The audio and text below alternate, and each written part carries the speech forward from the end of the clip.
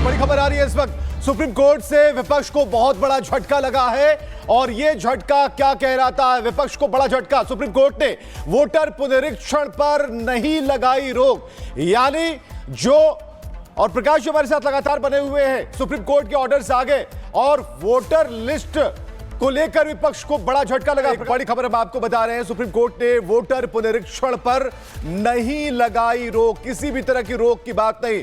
और बिहार बंद का आह्वान विपक्ष कर रहा था, आवाज उठा रहा था, गलत बता रहा था और कह रहा था कि कम समय में यह सब कैसे हो सकता है, और एक गलत परसेप्शन क्रिएट किया जा रहा था, बनाया जा रहा था। लेकिन सुप्रीम कोर्ट ने वोटर पुनरीक्षण पर जो रोक है नहीं लगाई है, बिल्कुल क्लियर है। बिहार वोटर लिस्ट विपक्ष को एक बड़ा झटका यहां देता हुआ नजर आता है, यानी कि सुप्रीम कोर्ट ने साफ तौर पर एक बड़ा झटका दिया है, यह कहते हुए कि अब जो है चुनाव आयोग प्रक्रिया पूरी करने में सक्षम है, उसे आप प्रक्रिया पूरी करने दें। सुप्रीम कोर्ट ने विपक्ष को साफ तौर पर कह दिया है कि बिहार वोटर लिस्ट, जो जिस बात को लेकर चर्चा हो रही थी, उस लिस्ट पर रोक से इनकार, यानी कि यह बात कही गई कि जो रिवीजन है वो जारी रहेगा। बिहार में वोटर लिस्ट रिवीजन जारी रहेगा, पुनरीक्षण पर कोई किसी तरह की रोक नहीं लगाई गई है। तो सुप्रीम कोर्ट ने वोटर पुनरीक्षण पर किसी भी तरह की रोक से साफ तौर पर मनाही कर दी, और ऐसे में विपक्ष को बड़ा झटका लगा है, उस बाहुबल को झटका लगा, उस शक्ति प्रदर्शन को झटका लगा। और प्रकाश जी हमारे साथ बने हुए। प्रकाश जी, सुप्रीम कोर्ट का एक बड़ा ऑर्डर जिसकी मांग कल तक हो रही थी, बिहार बंद का ऐलान किया गया, आज तगड़ा झटका विपक्ष को। बिल्कुल, ये तो बहुत ही बड़ा झटका लग गया, क्योंकि इलेक्शन कमीशन को इन लोगों ने न जाने क्या क्या संज्ञा दे दी थी, बीजेपी के एजेंट और क्या क्या, कि इलेक्शन कमीशन जो है पक्षपात कर रहा है। और कल यहाँ तक कि राहुल गांधी 2 घंटे के लिए पटना पहुंच गए और इलेक्शन कमीशन के पास उन लोगों ने अपनी शक्ति प्रदर्शन की और भाषण दिया और तरह तरह के हथकंडे अपनाए। यहाँ तक कि आज हम लोगों ने देखा कि कैसे एक एम्बुलेंस को भी रोका गया अमानवीय तरीके से।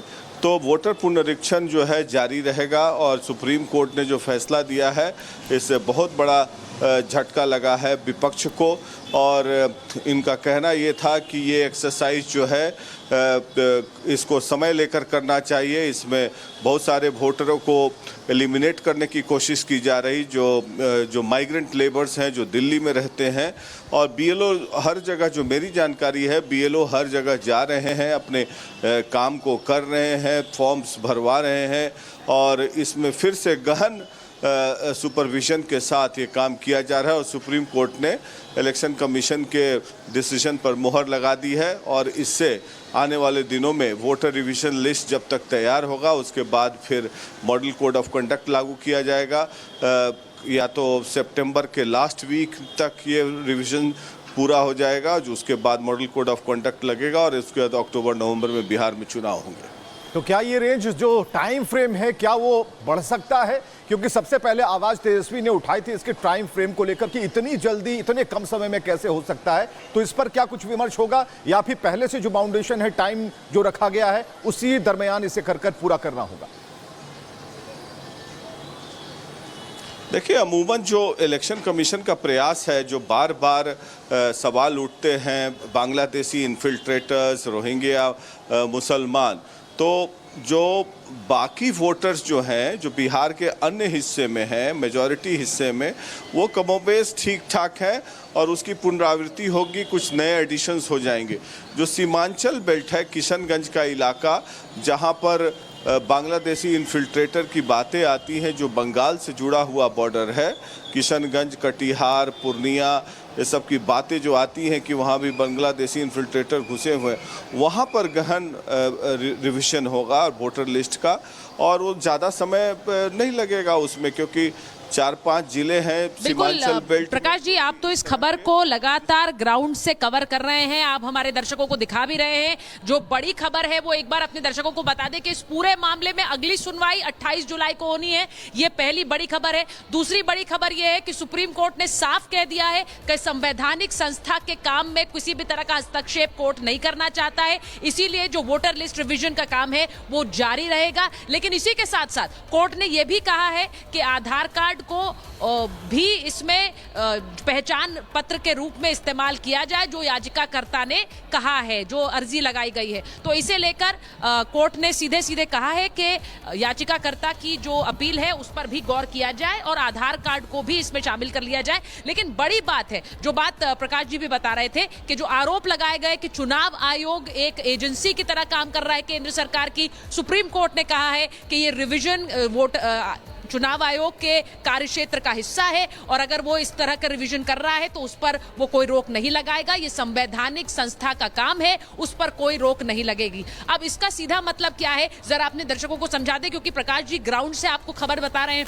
हम सुप्रीम कोर्ट की खबर को विस्तार से आपको बता रहे हैं। बिहार में एक चुनाव होना है, नवंबर में ये चुनाव है, उससे पहले वोटर लिस्ट रिवीजन का जो मामला है वो सियासी हलकों में गरमाया हुआ है। लेकिन बड़ी खबर यह है कि ये रिवीजन जारी रहेगा, यानी कि वोटर लिस्ट में जिन लोगों ने फॉर्म भरे हैं उनकी नागरिकता को लेकर, उनके वोटर आई कार्ड्स बनने को लेकर ये रिवीजन का काम जारी रहेगा। प्रकाश जी जरा बता दीजिए, क्योंकि इसे लेकर बहुत सारे जो आरोप लगते रहे वो एक तरह से उन आरोपों को, क्योंकि हमने देखा है कोर्ट में कपिल सिब्बल, अभिषेक मनु सिंघवी जैसे महारथी उतारे हैं इंडिया गठबंधन की तरफ से। ऐसे में कोर्ट का यह कहना कि संवैधानिक संस्था के काम में कोई रोक नहीं करेंगे, ये एक तरह से झटका भी है उन नेताओं को जो चुनाव आयोग पर सवाल उठा रहे थे।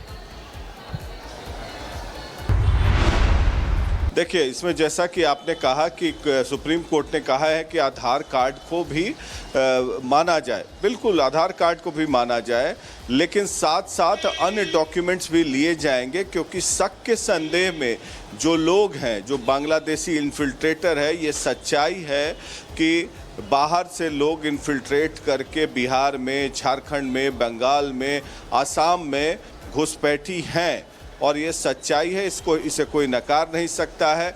तो इसी के लिए यहाँ पर 5 ट्रैक या 6 ट्रैक इन्वेस्टिगेशन सिस्टम लगाया गया है कि सभी कागजातों को पुनरीक्षण किया जाए ताकि वैसे लोग इन्फिल्ट्रेट न करें और हम नागरिकता, अब जैसे आधार कार्ड आप देखते हैं कि बहुत सारे दलाल मार्केट में घूमते रहते हैं, एजेंट्स मार्केट में घूमते रहते हैं, आधार कार्ड बन जाता है किसी का भी, बाहर से आते हैं, तो उस आधार कार्ड का सुपरविजन और रिवीजन भी हो के और फिर इन्वेस्टिगेशन के तौर पर तब जाके वोटर आई कार्ड बने तो वो ज़्यादा बेहतर तरीका होगा और वैसे लोगों की संख्या कम होगी जो कि सीमांचल बेल्ट में है।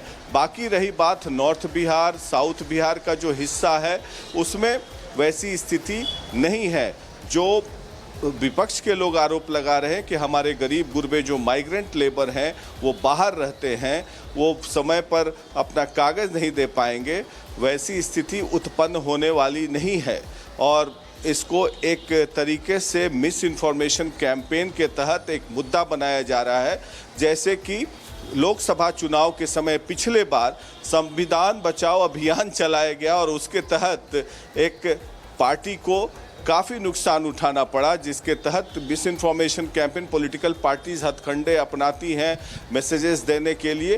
तो ये भी एक मैसेजिंग सिस्टम है अपने वोटर्स को कि दलित, पिछड़े, माइनॉरिटीज़, इन लोग का हक छीना जा रहा है, रिजर्वेशन को हटाया जा रहा है, तरह तरह के मुद्दे पार्टियां अपनाती हैं। तो उसको लेके इलेक्शन कमीशन को भी एक ट्रांसपेरेंट वे में अपनी बात को रखनी चाहिए और बात रखेंगे तो जनता तक जाएगी। शायद इलेक्शन कमीशन से चूंकि एक ये हुई है मेरे नज़र में कि इलेक्शन कमीशन को समय समय पर इस बारे में प्रेस कॉन्फ्रेंस करके और इसके बारे में जानकारी दी जानी चाहिए थी कि भाई हम ऐसे ऐसे कर रहे हैं, ये कर रहे हैं, क्योंकि मिस इन्फॉर्मेशन कैंपेन जब वन साइडेड होगा तो जनता गुमराह होगी और ये मामला कोर्ट में गया, कोर्ट ने भी निर्णय लिया है। Back to you.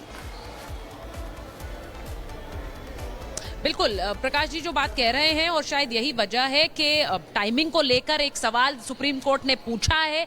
ये जो प्रक्रिया है उस पर ना सवाल उठाते हुए, लेकिन सुप्रीम कोर्ट ने कहा कि ये सारे सवाल इस प्रक्रिया की टाइमिंग की वजह से खड़े हो रहे हैं ठीक चुनाव से पहले। लेकिन अब इस पूरे मामले पर आप ये भी देखेंगे प्रकाश जी कि हर कोई अपनी अपनी तरफ से इस में अपने लिए खबर ढूंढने की कोशिश करेगा, क्योंकि सुप्रीम कोर्ट ने जहां टाइमिंग को लेकर बात कर दी है वहीं प्रक्रिया को सही भी बता दिया और ये कहा है कि ये जारी रहेगा। तो ये बड़ी खबर है, ये बड़ी खबर है। एक बार फिर बता दें 28 जुलाई को अगली सुनवाई होनी है। वोटर रिवीजन का मामला उसी तरह से प्रक्रिया चलती रहेगी। कोर्ट ने कहा है संवैधानिक संस्था काम कर रही है, हम उसमें कोई रोक नहीं देंगे, लेकिन यह भी कहा है कि वोटर आईडी कार्ड और आधार को भी पहचान के लिए इस्तेमाल किया जाए, जैसा कि याचिकाकर्ता कह रहे हैं।